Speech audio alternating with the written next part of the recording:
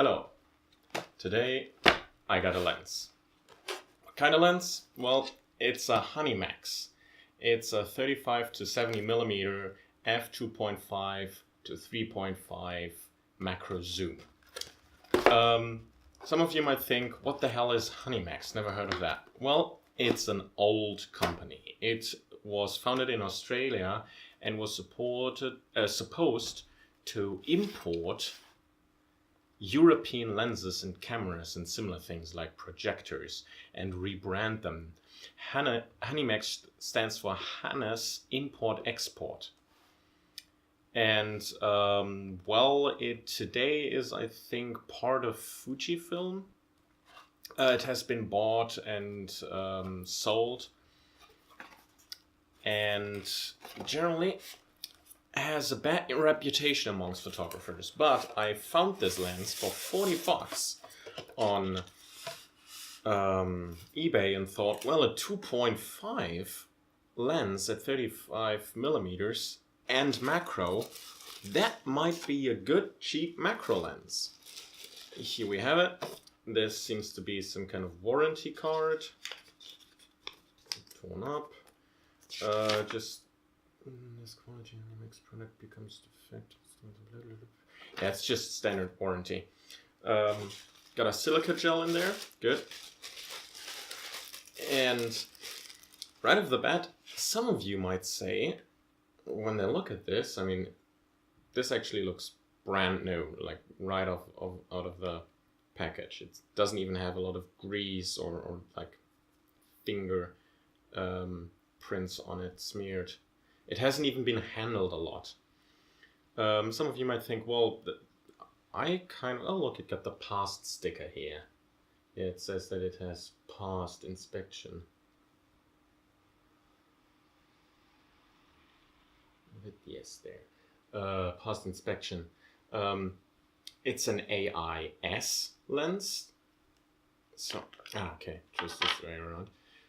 Some of you might say, well, this looks an awful lot like the Soligor with the exact same stats, 35-70mm, 2.5 to 3.5 aperture and macro zoom. Well, that technically is probably because it is. This seems to just be a rebrand of that. Remember, Hanimex didn't actually produce any lenses themselves. And I couldn't find any information on this. There's absolutely no information on this. Okay, this is focus. It extends while focusing. And generally just, yeah. I could only find information on the Soligor lens, and those are only 3 videos by a guy named Foster Imposter. Hi. If you're watching this, I'm sorry, I just couldn't find any other info than yours. And he just technically said that he declicked the aperture ring. Oh, here's the aperture ring clicking for video, and he made a zoom and a macro test, which is in my eyes not enough. Okay, this is the macro. How does the... Okay. Oh, there's like this little button here that you have to push in. Ow. Okay, this button is like really small when you see it. Really small. And it's hard and it has hard edges, so prepare to get some calloused fingers if you have this. Okay, it's an additional focus ring. It's not actually like a macro switch where it then unlocks the focusing ring and then it is an internally turning focusing ring or just goes a few stops additionally. It's actually an additional focus ring. Okay, and it goes really hard. So these 2 parts are rubber and they feel really good. It's like factory new. It's really good condition. I was afraid that it might have some signs of wear. The seller said that it was like straight out of the box. I knew he had taken it out of the box because there were pictures of it on the auction. So it's not like factory sealed, but it's in factory condition. Okay, there seems to be a fingerprint on the inside here. And even the mount doesn't seem to have any scratches from mounting it. too often or too hard. This clicks really nicely. This goes really hardly, and you have to really grip it. And there doesn't seem to be a lot of space for gripping anything here. Oh wait, flashlight for checking the lens and coating. Let's open the aperture. Just got the flashlight from my smartphone here. Come on, go on, turn on.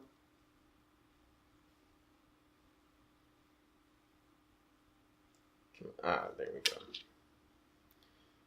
So there seems to be a bit of grime on the, not grime, but just a little bit of finger grease on the lens itself. Is that a... Okay, I'm gonna check this. I'm gonna clean this up.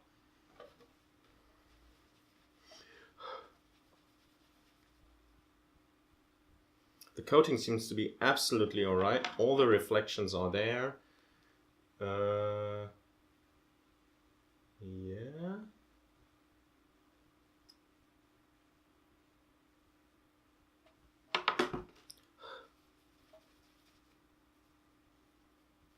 Let's see if I can get in there. I might have to... No, okay, it's... Yeah.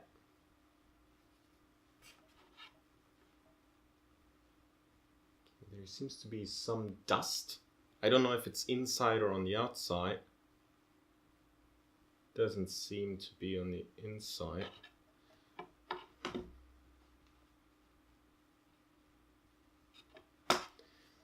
So coating seems to be alright. Everything is in pristine condition here. Gotta say, I was worried that I'd find some fungus or scratched elements or something like that, or a slight crack. I don't know how much this cost at the beginning when it was released. I don't think it would have cost more than, I don't know, 300, 400.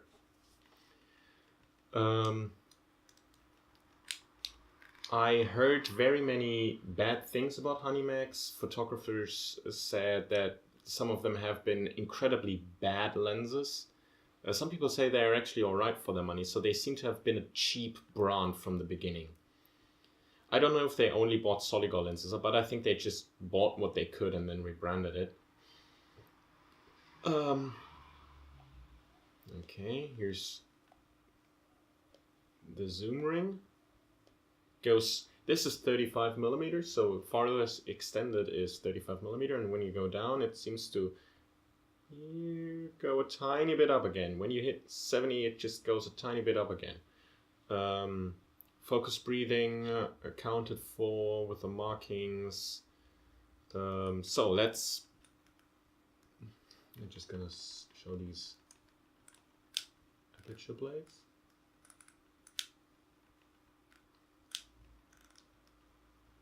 I'm gonna put this on, where is it? Yeah, my adapter ring for my Micro Four Thirds camera, because I don't have an AIS camera. This would maybe still fit on some Nikon lenses. I don't know if Nikon still allows AI lenses to be put on their mounts. Okay, twist this way, or it goes really, really hard.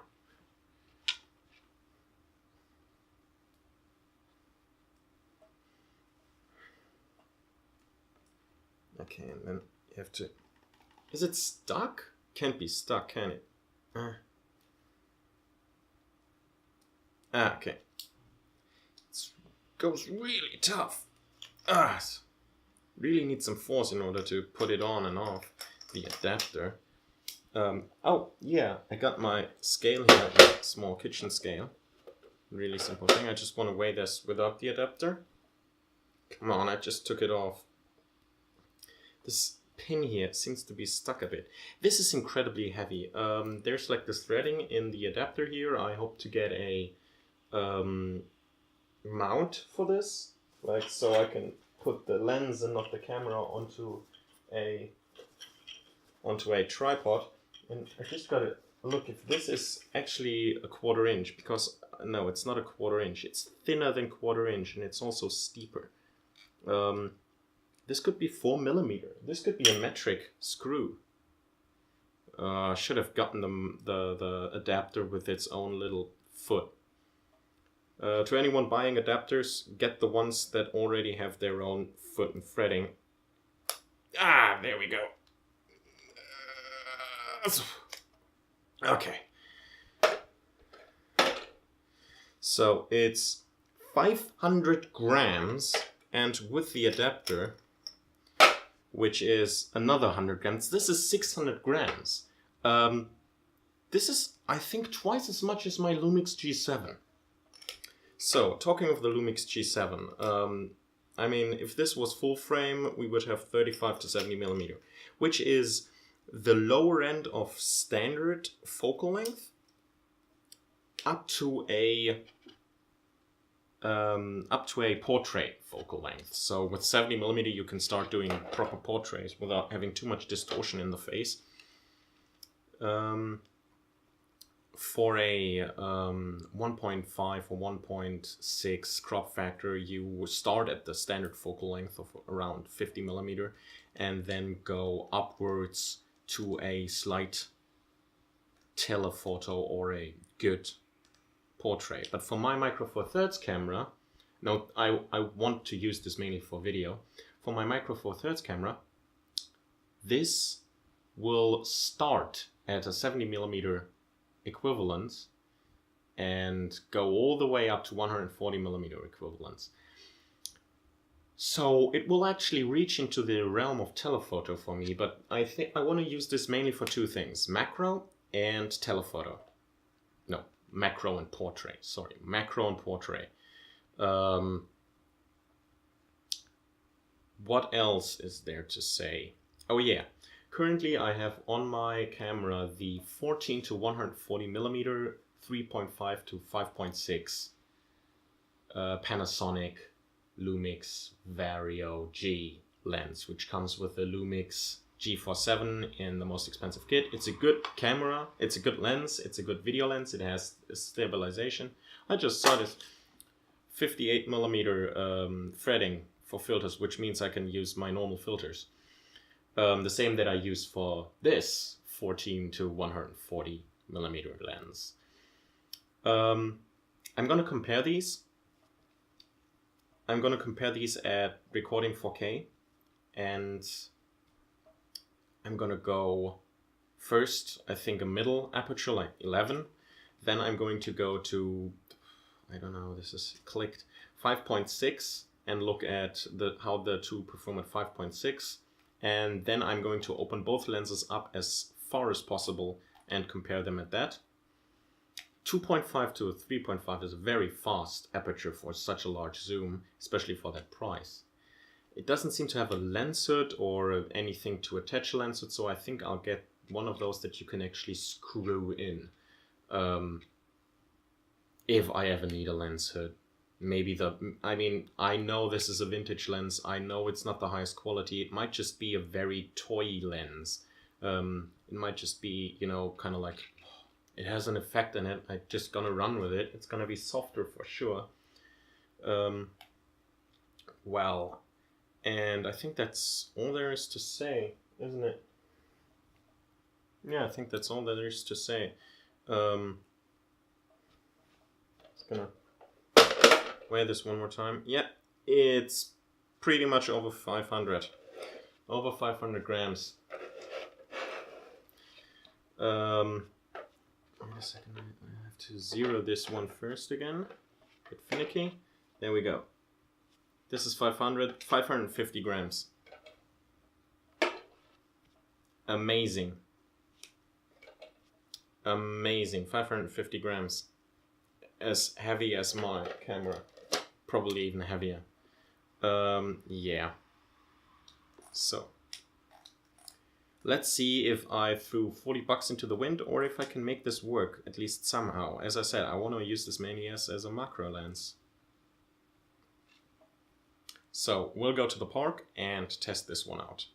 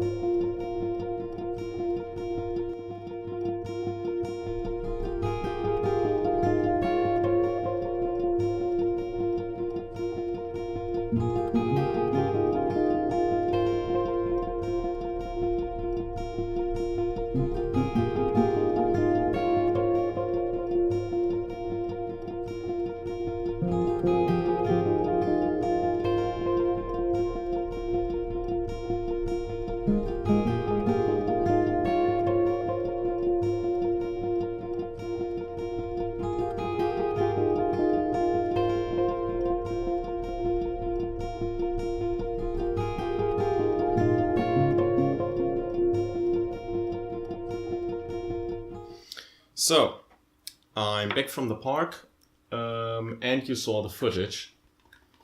So let's now talk about the performance of the lens. It's not very sharp. It's not very sharp at all. The colors are a bit washed out. They're not as vibrant. What else? It's very hazy. There seems to be a slight haze on everything. The handling in general is kind of, finicky. For example, often I had to, after I adjusted this focus with the main focus ring, I often had to go ahead and just use the macro to further adjust the focus, to fine-tune it, and to even get closer. So when you're focusing on something very far away, when you're in the far zone, like 70mm, you still have to use the macro. The macro doesn't seem to be an addition to an improved focus, so to say, as more as an addition to make it not horrible. But with the macro on, you can actually go at 35mm very close to the subject and get a very, very sharp image relatively. You can go to up to 10 centimeters close, which is kind of cool if you just want to take close-up shots. Another thing with the focusing is that I couldn't get my camera to actually focus peak. I had to go on the low focus peak setting where it focus peaks earlier, and even then I rarely ever got any peaking. So the lens is so soft that my camera can't actually detect any peaking. So yeah, focusing manually will be a pain with this. It's not very good for things that move. You will just have to, wing it or set up every shot perfectly and precisely. Other than this, what else is there?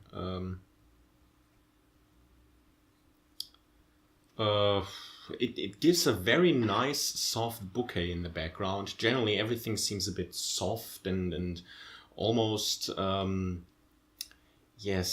calming. I can imagine that portraits with this will have a very unique style, a style that you would normally have to spend some time in Lightroom or Adobe Photoshop for. It would be nice to be able to just pull the camera out and have that effect instantly. On the other hand, you don't have the option to not have that effect, so it's gonna be a lens for specific shots. I will try to make this work as hard as possible. $40 are not enough to say that I deeply regret this purchase, but it's still enough to say I really have to find a niche for that. Maybe I'll sell it as soon as possible. Maybe I'll try to trade it in for something at a flea market or a swap meet. Other than that, I cannot really recommend this lens. It shouldn't be on anyone's watch list. It shouldn't be a secret tip. It shouldn't be be something that you look for on eBay or something like that. Don't bother with it. It's really not worth the money you will most likely pay. I mean, I probably lucked out at $40. I didn't really expect much from this. I expected it, more or less, I expected exactly what I got. I expected it to be a hazy, unsharp lens that just adds a certain effect to images. And I will most likely have to adjust color in a lot of images because it's just so grayish and washed out in many shots. All of the previous material, by the way, is ungraded. It's untouched. I just sampled it down from 4K to 1080p, which, by the way, is a great trick to get very sharp video image, even if you're not using the 4K completely. It just requires a few more steps. Other than that, well, yeah, $40. I will keep, of course, this adapter. I don't know if it's the adapter or the lens that is making this so hard.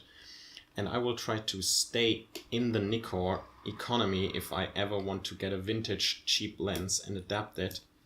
Either that, or I will try to make the lucky pitch to get a, I don't know, like a Jupiter 3 or Jupiter 11. There's nothing to grab on when you're turning this. There, it's nothing to grab onto. There we go. This hurts my thumb. I will keep this adapter. Just an adapter for AI. I heard you can even attach some AFS lenses to this, which are kind of frequent, kind of new lenses. So this adapter actually opened up a very large market for me. And well, if you like the video, be sure to like, subscribe for more videos, share, and if you have any questions, just put them down in the comments. I'll try to answer them.